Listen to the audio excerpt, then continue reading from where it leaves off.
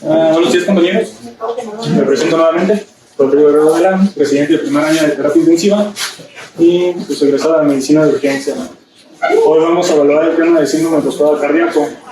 El síndrome postraumático cardíaco pues es una entidad no bien establecida, es una patología de reciente diagnóstico, digamos joven, de los 70 para acá, que sí tiene una intervención importante porque tiene repercusión multisistémica. Entonces, pues aquí una imagen de fondo es corazón-cerebro. No sé ustedes cuál sea su criterio, qué es más importante, si el cerebro o el corazón. El último vamos a llegar a la conclusión, pero pues no se lo vamos a decir ni a los neuros ni a los cardiólogos. Parte de nuestro tema es ver las generalidades, la fisiopatología. Como siempre, la fisiopatología nos va a marcar la terapia que vamos a establecer con nuestros pacientes. El estado de choque posterior al retorno de circulación espontánea, lo que viene siendo el arresto o lesión cerebral postcardíaca. Vamos a ver la clasificación por temporalidad del síndrome postraumático cardíaco, más la línea del tratamiento que viene siendo guiado por la Asociación Consejo Europeo y la Sociedad Europea de Cuidados Críticos. Esta guía es 2021. Si encuentran una más nueva, pues es falsa porque la actualizan cada 5 años. Tenemos que para 1972 el primero en describir lo que viene siendo la enfermedad por resucitación o síndrome postraumático cardíaco fue Vladimir Vygotsky. Él es un fisiopatólogo que hacía estudios en modelos animales. De hecho, parte de sus modelos animales era evaluar la transfusión masiva en perros específicamente. Entonces ellos mismos los sangraban, ocasionaban el estado de paro cardíaco y los volvían a transfundir con sus mismos componentes. Él, junto con el doctor Mann, fueron los pioneros en esto. A partir de ahí, pues ya se hizo más enfoque y la ACA no es la sociedad number one en este tipo de cuidados. Esto viene siendo más que nada por la ICOR, que es el Comité Internacional sobre la Resucitación. Ella define lo que viene siendo el postraumático cardíaco y nos establecen los criterios de cuidados de reanimación y post-reanimación.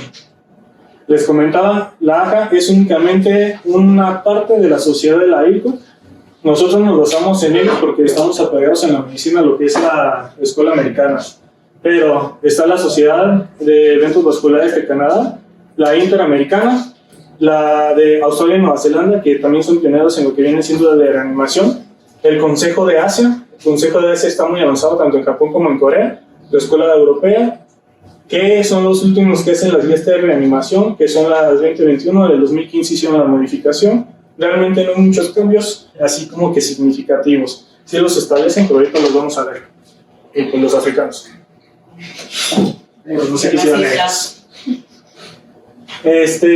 Dependiendo de dónde vayan a leer la literatura, se establece que tenemos 4 pilares de lesión. Lesión cerebral, que puede ser una lesión anóxico-isquémica secundaria por una respuesta inmunitaria, lesión cardíaca por la misma enfermedad que nos pudo haber condicionado el cuadro cardíaco con un estado de estrés, un estado miocárdico, la respuesta isquemia-reperfusión, porque teóricamente tenemos un momento en que no hay ningún flujo, luego nosotros con la reanimación exitosa incrementamos el flujo sanguíneo cerebral, el flujo hacia los órganos, y pues ahí es cuando tenemos los marcadores de respuesta inflamatoria que se van a exacerbar.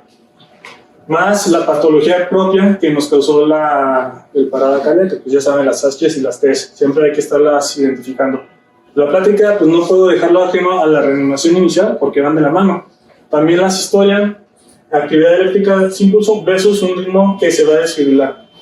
Hay pacientes que tienen mejor pronóstico cuando el ritmo se descarga porque tenemos lesión anatómica o de los canales cardíacos y es una lesión ya estructurada que podemos identificar. Vemos la enfermedad, desfibrilamos y llevamos al ritmo al paciente. En cambio, un paciente con asistolia o actividad eléctrica sin pulso nos lleva un mayor tiempo de evaluación clínica del paciente para identificar la causa que llevó al paro. Y entonces, como no tenemos ni siquiera un flujo, porque en este sí tenemos flujo, pues también nos genera una lesión hipóxico-isquémica de mayor severidad. Ya volviendo, pues vamos a ver lo que es el retorno de la circulación espontánea, nuestro punto clave de tratamiento ya en la unidad de cuidados intensivos. Que per se te dicen las guías que si tú tienes retorno de circulación, tu paciente, aunque estés en un medio exhospitalario, en ese momento tú ya estás iniciando los cuidados. No nomás es que pise una área crítica. Entonces, pues tenemos nuestra cadena de supervivencia. Nosotros entramos en en soporte avanzado, cuidados postcardíacos, y estos pilares pues, son importantes. Si no tenemos un adecuado manejo, pues la recuperación del paciente va a ser muy pobre y nosotros lo vamos a limitar. Ya saben, 2 cadenas de evaluación: paciente intrahospitalario, paciente extrahospitalario. ¿A quién le va mejor? Si tenemos un pago presenciado aquí en el hospital versus un pago no presenciado, un pago extrahospitalario. No, que se pone así. ¿Sí? ¿Seguros? Si un paciente seguro, si le prestan al de UCI y le va a ir mucho mejor. Pues en teoría, ¿no? Eso lo marca la teoría. Pero simplemente el 60% de los pacientes que tienen paro cardíaco prehospitalario no van a tener un retorno de circulación espontánea, van a fallecer. Pero, pues dice, pues, va a mejorar en la UCI, obviamente. Pero no. Esos pacientes que llegan a tener un retorno de circulación espontánea van a tener un rango de mortalidad del 60-80%. Entonces no somos tan efectivos a pesar de los avances que se han realizado. Oh, ya estaban muy graves. Ah, también. Por eso cayeron al padre. O no tenemos urbanización. Cuando hay equipos de reanimación, puede pasar. Gracias, Dios. Fisiopatológicamente vamos a tener una respuesta de un estado de choque, una afección multiorgánica. Este estado de choque, principalmente una disfunción miocárdica en el 80% de los pacientes, simplemente por la patología per se de un infarto, con o sin elevación, nos puede llevar a la disfunción miocárdica. Una disfunción miocárdica que va a estar principalmente afectado de lo que viene siendo el ventrículo izquierdo, limitación de las presiones de eyección y también limitaciones de llenado. Eso nos va a llevar a disminución del gasto cardíaco. Los pacientes que tienen un estado de choque y que tienen recuperación pueden presentar lesión renal, pero con requerimiento de hasta el 15-30% pacientes con terapia de reemplazo renal sustitutivo, pero ya permanente, no transitorio únicamente. Una hepatitis hipóxica o un hígado de choque en un 15%, más la acidosis metabólica per se que puede estar presente en las otras patologías y que nos va a condicionar un estado de mayor vasoplegia si no lo corregimos adecuadamente. Entonces tenemos una lesión miocárdica, vamos a tener una limitación de la fracción de eyección, vamos a tener una disminución del gasto cardíaco.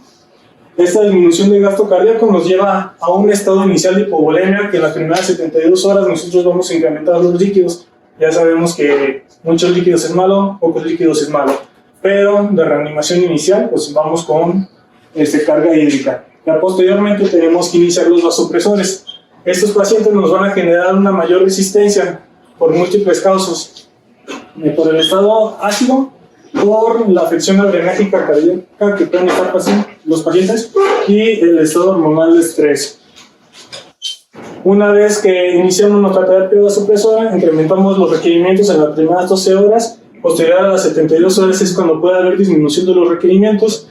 Paciente que tiene una descarga que no haya sido pues una terapia adecuada, digamos en pacientes que tienen desfibriladores monofásicos que tienen cargas más altas, un paciente que se desfibrila múltiples veces sin llevar una adecuada reanimación, vamos a tener aturdimiento miocárdico, es lo de corazón aturdido. Entonces, consecuentemente, también alteraciones adrenérgicas y volvemos al ciclo, disfunción miocárdica.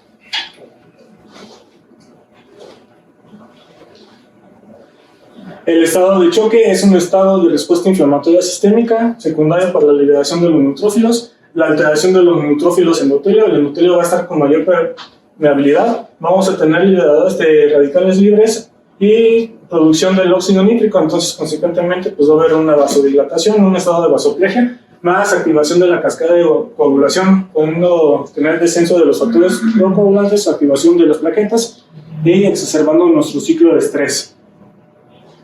Entonces, podríamos considerarlo que el síndrome postcaudal cardíaco es per se o pudiera ser como un estado de sepsis, un síndrome. Acá ya hay estudios que podríamos usar los esteroides básicamente no nos meten la presentación porque ni siquiera los toma la guía, únicamente la guía te dice tajantemente, ahorita no vas a usar el uso de esteroides ni durante la reanimación cardíaca ni por reanimación cardíaca. Pero ahorita viendo la fisiopatología sí tendría sentido que lo usemos porque queremos inhibir la respuesta innata celular. Entonces hay ya estudios que podemos usar dentro de la reanimación, lo que viene siendo la adrenalina, la amiodarona y el esteroide con metilprednisolona. Hay unos grupos a favor, unos grupos en contra.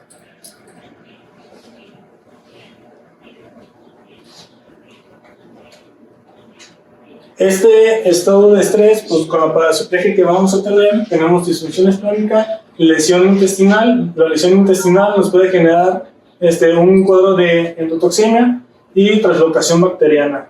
Entonces es complejo por el lado en que lo veamos.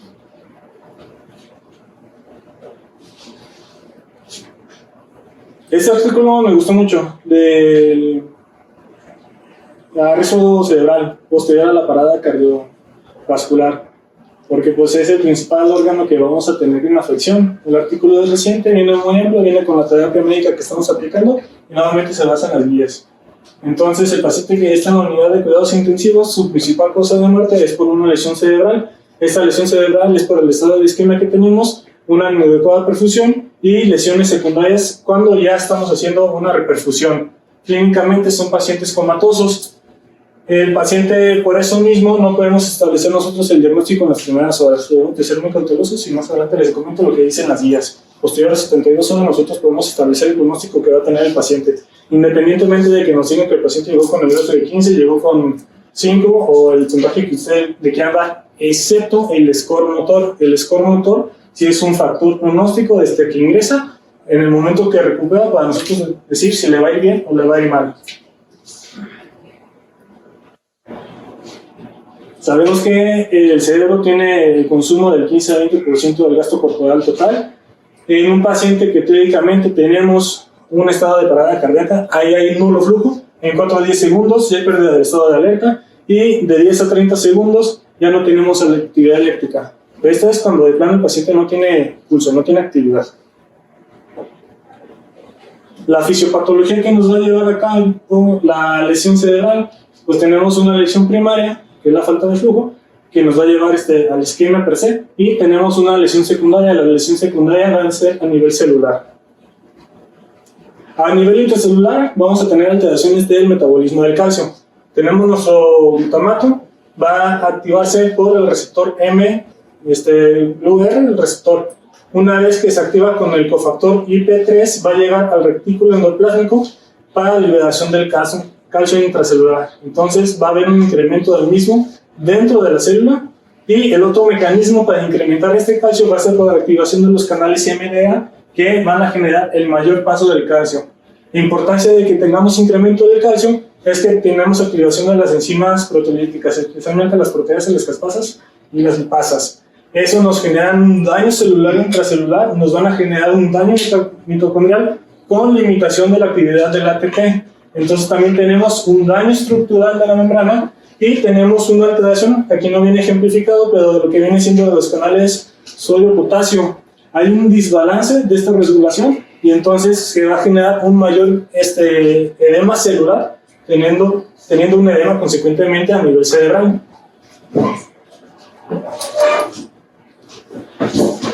Ya pasando de lo que es a nivel celular a lo macro, tenemos nuestro torrente sanguíneo, el flujo está limitado, lo que viene siendo las células de respuesta cerebral o sus células de defensa, específicamente la microglía, los estrocitos, van a tener liberación de los interleucinas 6. Recuerda que es una pantalla de flexión que estás rayando, se va a marcar.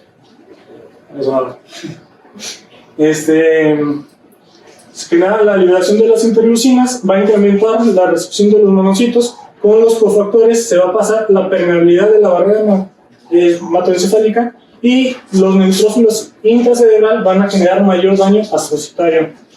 Entonces era uno de los pilares que les mencionaba.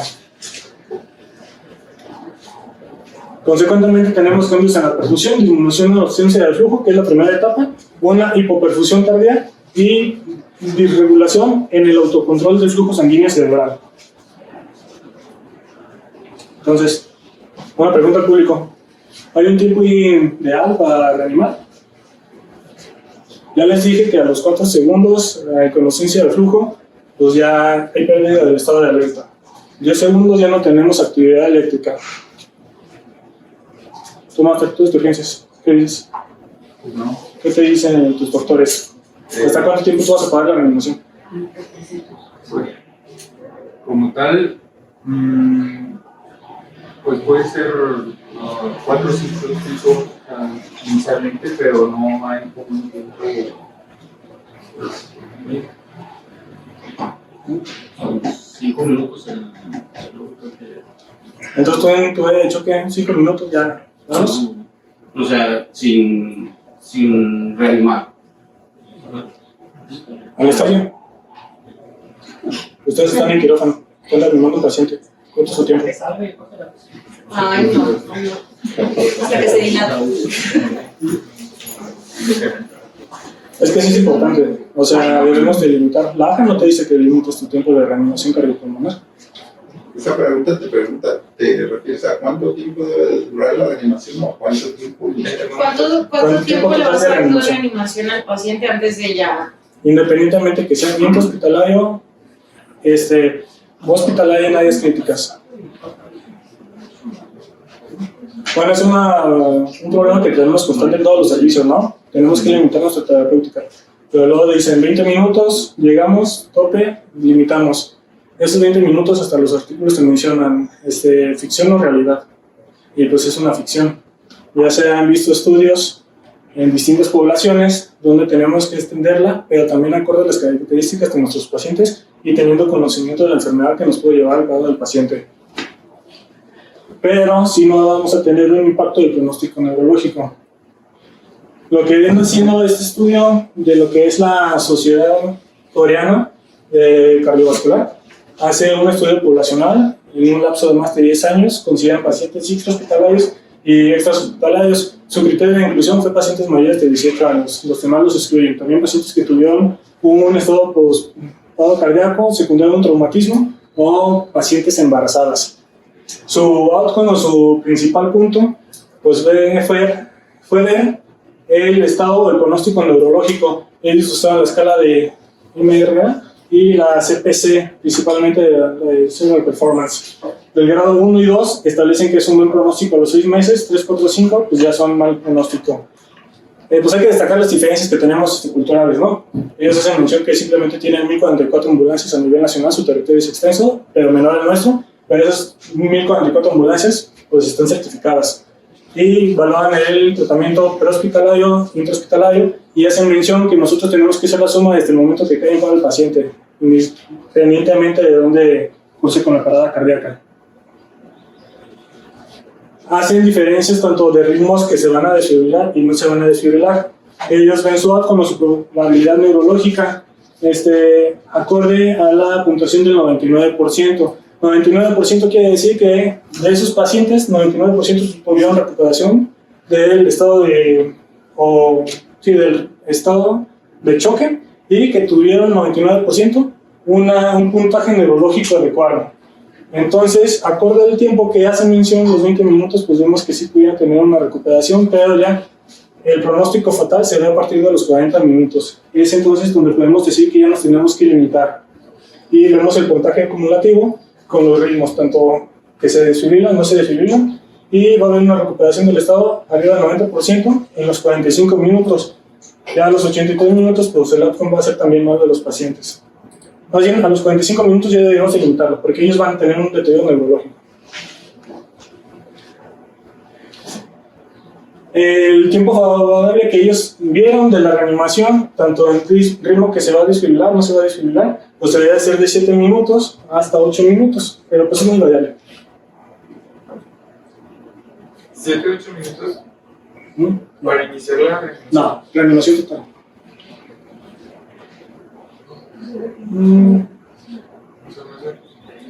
O sea, son mejores estos pacientes. Obviamente, el menor tiempo de que inicias y menor tiempo de reanimación total, mejor pronóstico, pero lo importante del estudio era limitar el tiempo que te puedes extender y no nomás decir que es a los 20 minutos total. Pero pues va en cambio de tu paciente, si es joven, qué enfermedad lo llevó, y quitamos los pacientes con trauma.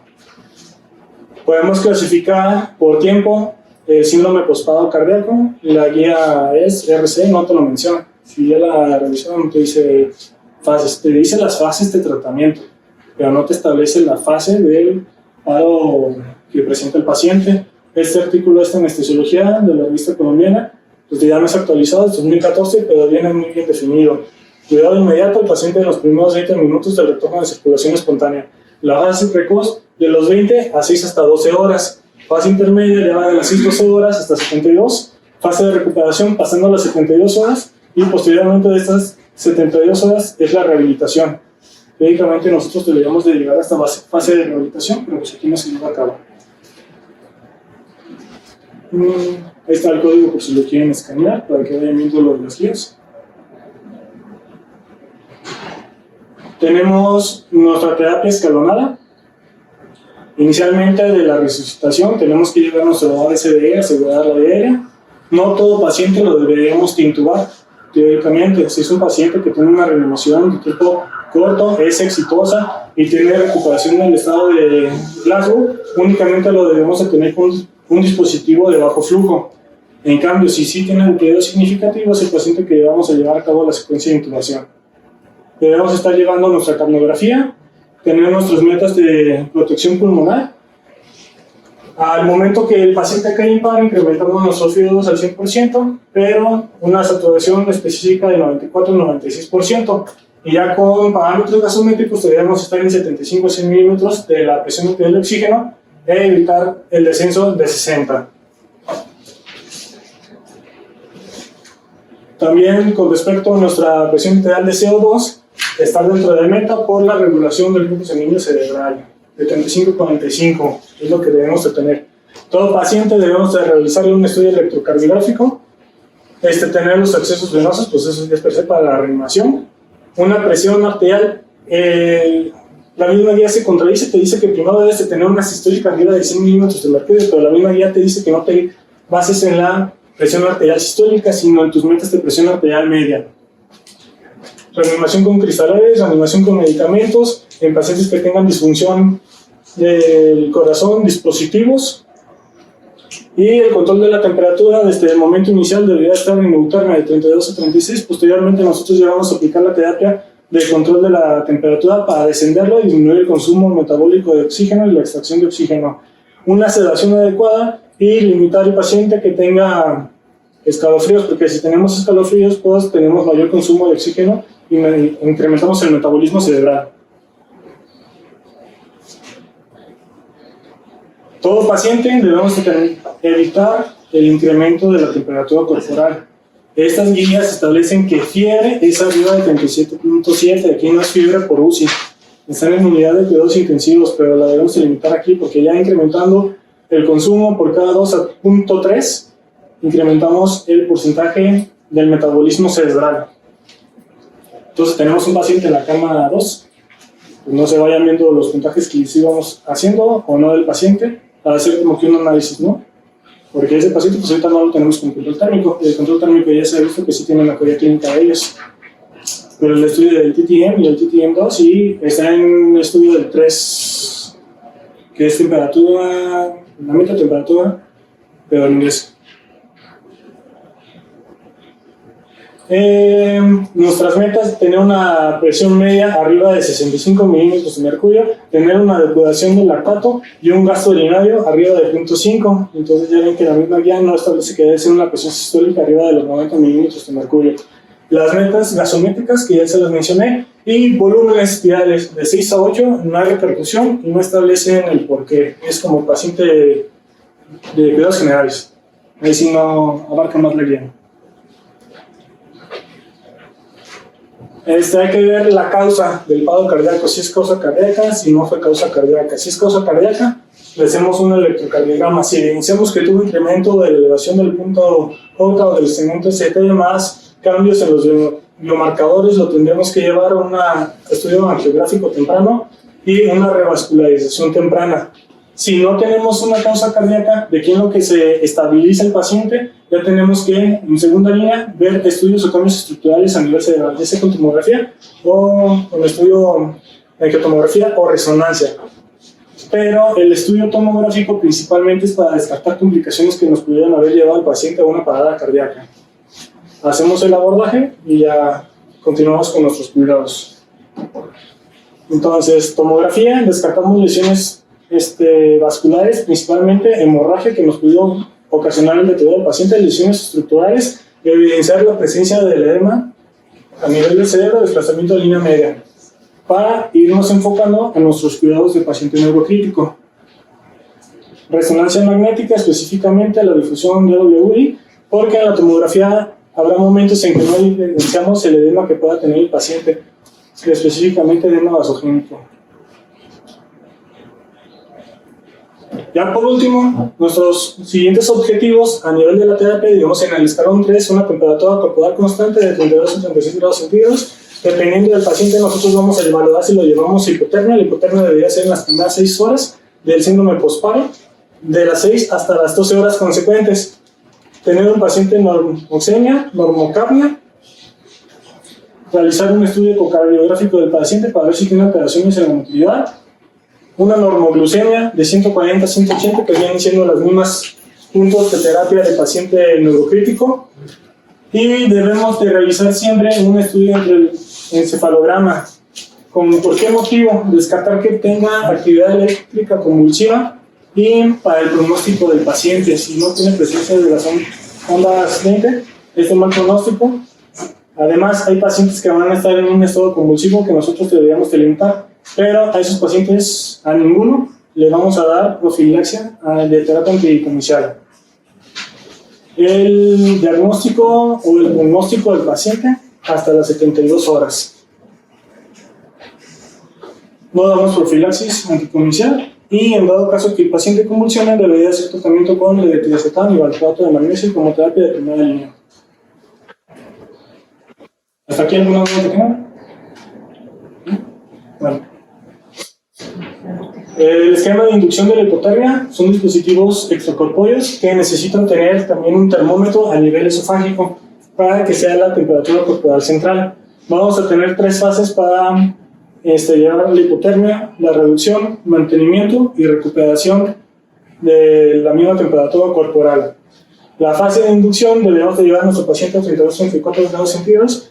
Su objetivo va a ser prevenir la lesión a nivel celular por los cambios que le dije de radicales libres.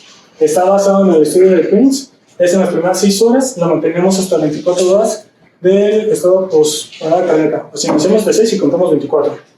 Debe ser con solución salina a 4 grados centígrados, con una disminución de 1 grado centígrado por cada litro, con una velocidad de infusión de 15 minutos aproximadamente. Esto nos va a reducir el gasto cardíaco del 25 al 40% y debemos de mantener al paciente en esta meta. Si el paciente llega a tener escalofríos, trismos, debemos usar sulfato de magnesio para 5 horas, 5 gramos. Optimizar nuestra pseudoanalgesia y el agente muscular que dicen que lo debes evitar. La fase de mantenimiento, evitar las fluctuaciones de cambio de temperatura, o sea, no puede variar de más o menos 0.2 a más o menos 0.5. Debemos de continuar con la disminución del requerimiento metabólico cerebral. Vigilar el estado de coagulación. Te menciona que vas a tener un factor de riesgo de incremento de una hemorragia mayor, pero no por sí lo vas a limitar. Únicamente en pacientes que tienes un estado de choque que incrementa, un paciente con una sepsis ya asociada por otra patología, si llega el momento en que suspendes la terapia, pero no la vas a suspender de modo abrupto porque necesitas una etapa de recalentamiento que es paulatina. La velocidad para reducirla fue más rápida que la velocidad de recuperación corporal. Va de 0.2 a 0.3 grados centígrados por hora. Porque efectos adversos que vamos a tener van a ser trastornos electrolíticos, presencia de hipercalemia, hipofosfatemia, hipomagnesemia, datos de edema cerebral. En este momento los pacientes ya pueden presentar crisis convulsivas, en ese momento ya lo vamos a ayudar, y alteraciones de ritmo. En múltiples estudios, viendo las metas de temperatura corporal, siempre hacen comparación de los ritmos si se van a desfibrilar, si no se van a desfibrilar. Si le dan ligeramente score a favor en el pronóstico del paciente, valorando que van de 33 a 34 o 32, con una mejora neurológica del 49% de los pacientes que sí tuvieron la reducción de la temperatura corporal versus 26% de pacientes que no tuvieron este tipo de terapia. Pues si vemos los distintos grupos, hubo mejoría en quien se aplica la terapia versus a los que no se les aplica la terapia. Ya por último, ya cuando tenemos el retorno de circulación, nuestro paciente ya nos cumplió 72 horas, ya vamos a establecer el pronóstico del paciente. Deben de ser pacientes que no estén en estado inconsciente secundario a una analgesia, pacientes que tienen un score motor de 3 puntos es factor de mal pronóstico. El puntaje motor de 3 son pacientes que están ya en deceleración, de corticación, y en pacientes que tienen alteraciones pupulares, porque no estaríamos hablando que tuvo lesión a nivel cortical, sino ya en cerebro medio. Entonces, de 32 horas quitamos todos los factores que nos puedan mimetizar un estado comatoso, y para decir si va a tener mal o buen pronóstico, debe de ser 1 o 2 factores contiguos. Que no tenga respuesta pupilar, porque estamos hablando que la lesión es más extensa, o se encuentra en un estado de hipóxico-isquémica, que tenga ausencia de las ondas N20 en el electroencefalograma, que tenga un patrón maligno persistente por más de 24 horas, que tengamos valores de la enolasa sérica. Aquí no lo tenemos en el hospital, pero tanto la Sociedad Española de Cardiología junto con la Sociedad Europea sí establece los puntos de corte. Lo normal debe ser de 17 a 33 microgramos por litro. Pacientes que tengan un mal pronóstico sí tienen una correlación lineal ascendente en el incremento del mismo a las 48 a 72 horas. Y tienen una tasa de falso positivo de 0%, o sea que sí correlaciona adecuadamente. Paciente que tenga mioclonías, por ejemplo, la paciente de la coma 3 no es una paciente síndrome de parada cardíaca, pero pues presenta con múltiples mioclonías mayor de 48 horas, lo establecen también como mal pronóstico para recuperar su estado de alerta. Y lesiones anóxico-isquémicas extensas en el estudio del neuroimagen.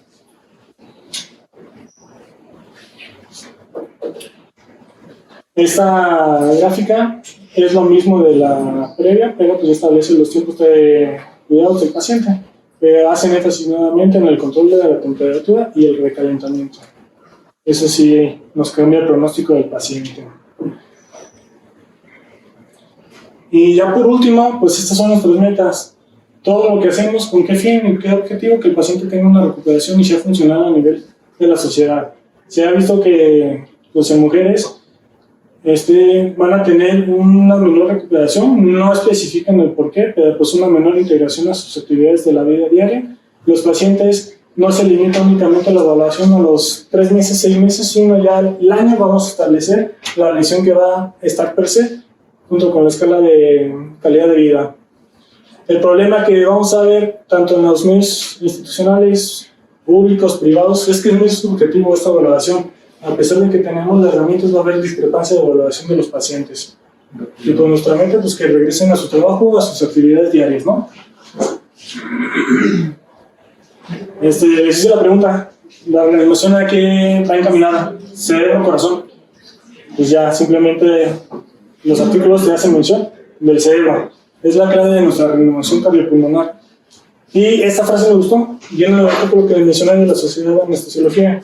Conclusión, no debemos delimitar nuestras actividades juzgando el pronóstico que va a tener el paciente. En el momento que nosotros lo hacemos, vamos a limitar su recuperación.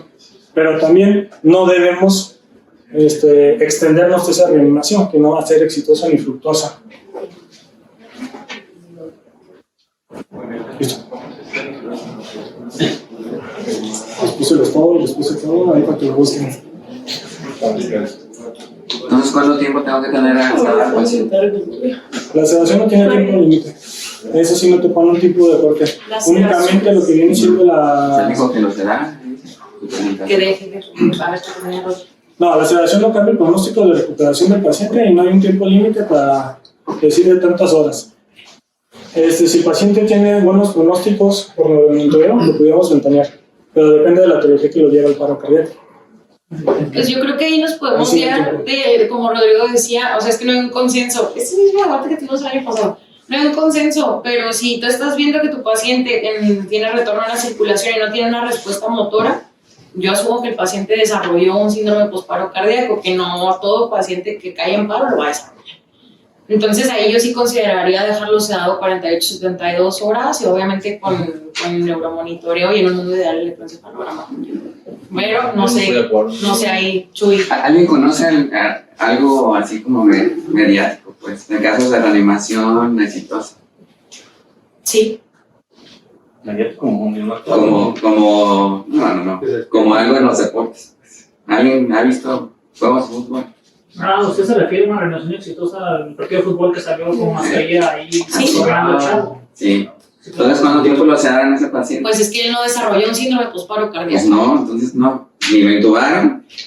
No, de y hecho, lo sí. sedaron. Hay pacientes que no necesitan intubar, si porque tienen no ocupación del estado Porque lo nervioso. desfibrilaron. Llegaron ahí con el desfibrilador. Pero ahí él tuvo una adecuada respuesta motora, justo en ese momento, entonces tú no consideras sedarlo. Ahí ese es como tu punto, dices, tiene respuesta motora, tiene una adecuada ventilación Tiene proteica, aire. ¿por qué lo vas a sedar? No va a desarrollar nada inflamatorio probablemente acá, porque el tiempo de paro, pues la respuesta fue muy rápida. Lo del tiempo de la reanimación, pues eso es muy difícil de evaluar, pues. No es nada más el tiempo, pues, que estás reanimando al paciente, sino a lo mejor también la calidad de la reanimación, porque no es lo mismo que reanime yo, que a lo mejor no doy tan buenas impresiones que reanimes tú, a lo mejor tú reanimas mejor que yo, ¿no? Entonces no es lo mismo 20 minutos de buena calidad que 20 minutos de mala calidad. O si tienes en un país civilizado, el dispositivo se queda, que te dan los apretones solo, y que no te fatigas tú, porque no es lo mismo que empiezas con la reanimación y sigas jugando la reanimación a los 20 minutos. Pues. Es que el problema es que es operador dependiente, porque Así la es. te establece los criterios de una reanimación adecuada. Sí. Entonces, Eso es algo bien complejo. Yo creo que lo más importante es tratar de identificar, pues eso se hace todo al mismo tiempo. ¿Cuál es la causa que te llevó al paro el paciente para tratarla mientras lo estás reanimando y decidir de acuerdo a la causa y pues toda tu evaluación esta secundaria, cuánto tiempo le vas a dar? Si es un paciente que tiene posibilidades de recuperación, que estás dando un RCP de buena calidad, mejor si lo continúas más tiempo. Al contrario, que si tienes un paciente ya con muy mal pronóstico, de por sí inicial, y a lo mejor le estás dando RCP por compromiso, pues a lo mejor no extenderte tanto. Pues muchos de los pacientes que nosotros tenemos en la terapia intensiva, a los que caen en paro, ya no les damos RCP, pues ya declaramos la defunción porque son pacientes recuperables, porque la causa de la defunción son causas que no vas tú a revertir con las maniobras de reanimación, pues. Y a lo mejor por eso tenemos más tasas de fracaso, pues si tú te ensañas y tratas de reanimar a los pacientes que pues tienen una situación irreversible, pues vas a fracasar, pues. Como tú nos dijiste, pues a los pacientes de terapia intensiva les das RCP y se mueren más. Pues sin ensayo, un paciente que no le traté yo, no le resolví yo, no pude resolverle la causa, pues voy a fracasar. Entonces, más bien es, como toda medicina, tratar de individualizar a los pacientes. No es como una receta de cocina, no hay que hacerle a todos los pacientes lo mismo. Hay que tratar de evaluarlos, revisarlos, como dice Diana, pues hay que revisar al enfermo y determinar a lo que tú encontraste la causa del paro. A lo mejor la causa del paro fue porque a la hora de que lo cambió la enfermera, lo movieron, se le desconectó el ventilador y pues era por hipoxia, pues. Ya le conectas el ventilador, lo sacas del paro y pues, ya. No. Pero no dejo a Chuy hablar. A ver, tal, ¿por qué? Yo quiero escuchar a Chuy porque es Pues el objetivo de saber un paciente teóricamente es disminuir el metabolismo cerebral, ¿no? Entonces, generalmente ponemos propofol y la única manera objetiva en la que yo he visto que han evaluado que el propofol disminuye el metabolismo es a través de un bulbo de la yugular y en el paciente en el quirófano. Entonces ahí, primera pregunta, entonces, si vamos a poner propofol, deberíamos ponerle un bulbo yugular a todos los pacientes posparo para evaluar de manera apropiada la disminución del metabolismo. Otra de las formas en que podríamos guiarnos es, teóricamente, si vemos al paciente hiperémico con el doble transcráneo, pues ponerle propofol y ver si eso disminuye la hiperemia. la gente dice que deberías de ponerle catéter intraparenquimatoso para que estés viendo la tasa de espacio y que sea menor de 20. De problemas que no. Sería lo más objetivo. Entonces también con el NIRS y el BIS. Y donde más funciona es cuando los tienes hipotérmicos, cuando les manipulas la temperatura. Entonces, esa es la intervención real que ha logrado disminuir o mejorar el pronóstico. Yo tengo dos desacuerdos. El primero relativo con Rodrigo y el segundo en desacuerdo total con Diana.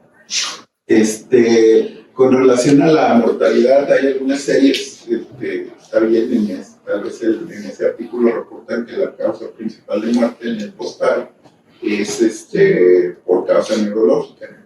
Pero hay otras series que reportan que la principal causa de muerte en estos pacientes es la falla multiorgánica.